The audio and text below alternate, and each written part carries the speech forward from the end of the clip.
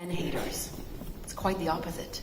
Feminists want equality for all. We want justice within ourselves. We as well are seeking for our own truths in order to be able to express, contrary to repress. Everything that is repressed needs to be expressed. Or if we don't face those truths face us as a society. So I think we're kind of living at a turning point where all the data, the research, the science, the young people getting engaged and realizing that their voices, we are interested in hearing their voices, and choose awkward conversations over silence. When I hear young people speak to me and I pay attention, they are saying, we want to talk about the real stuff that's happening in our lives. We don't want any BS, excuse me. None of us want that, right? We want to talk about what's really happening. And I think that as boys, and I'll ask the girls, do you have anybody in your life that you can confide to with awkward conversations, real conversations, the stuff that gets to you, that makes you sad or angry or envious? And we have to acknowledge these emotions because they're human. If they're repressed, we face a problem. Most girls will say, yes, I have someone. But when you ask the boys if they have someone they can be that raw and real with, do you think they raise their hands? Not a lot of them do. We got to take care of them because they deserve better. So yes, absolutely. Here's to our boys and men.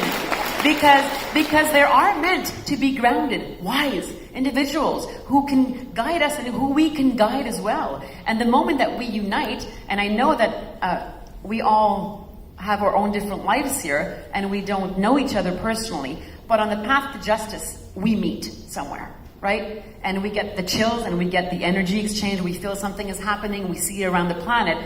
This is not fake, it's real, because it's happening.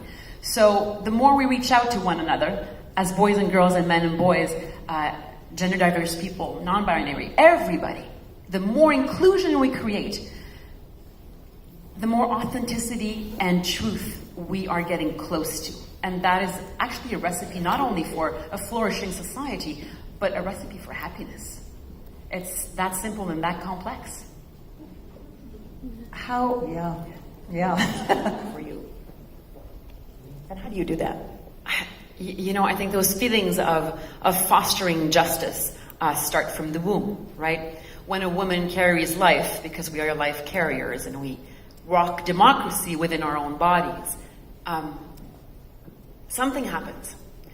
Think about all those women who live in the stress and anxiety while carrying, before giving life, knowing that their rights are being denied. The most we can do as parents, and I think there are parents in the room, is obviously to listen and to have those real conversations, but our actions. Everything we do, how we interact with other people, from whether it's an errand I'm running in the morning or biking to daycare with my son, or bringing him, or because I have two sons and one girl, bringing them to an event. They ask, young people are curious, they ask questions. I think we should take them seriously and answer them with truth and authenticity. But it's our actions. How do we perceive ourselves as parents, as mothers, as fathers? You know, I tell my husband, who says he's a feminist, obviously, he better. And anyway, what's the big deal, right? What's the big deal? That when are we going to live in a society that's like, yes, of course, we're going to fight for each other's rights. Obviously, we're looking at the data, the research, we see the inequality, we want to act and make it better. It's that not simple, but it's that real.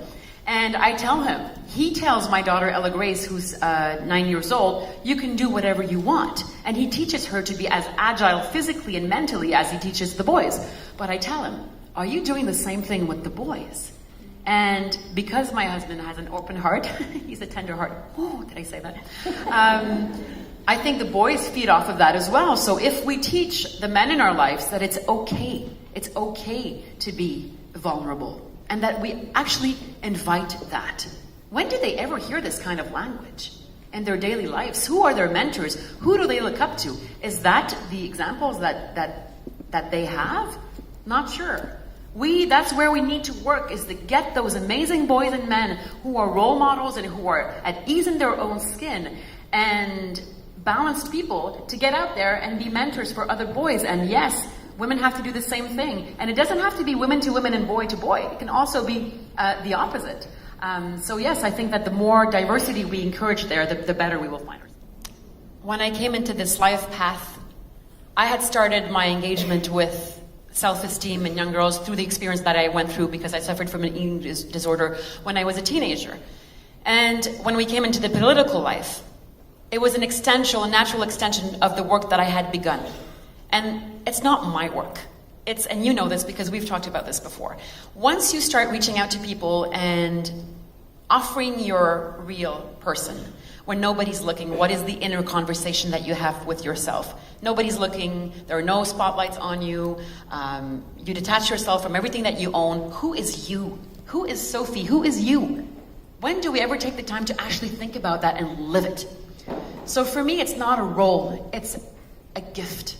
And I'm going to use it with as much presence and authenticity and amazing people around me and movers and shakers and inspired human beings, young and old, to unite and to create change.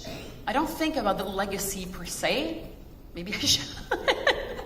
But I think that when you are present in what you do and when you are filled with love and open intention and authenticity, I think it's contagious. And I think that you recognize it in others and that flow becomes so fluid and heavy in the best way that we create this kind of current that a lot of people want to be part of. And it's beautiful and very reassuring because there's darkness out there and there's negative forces and heavy winds. But I think that's life. And if we didn't have those situations that we have to awake to, then maybe we wouldn't be here today. So let's see those negative points as opportunities for growth. I have two more questions, if I may. 'Cause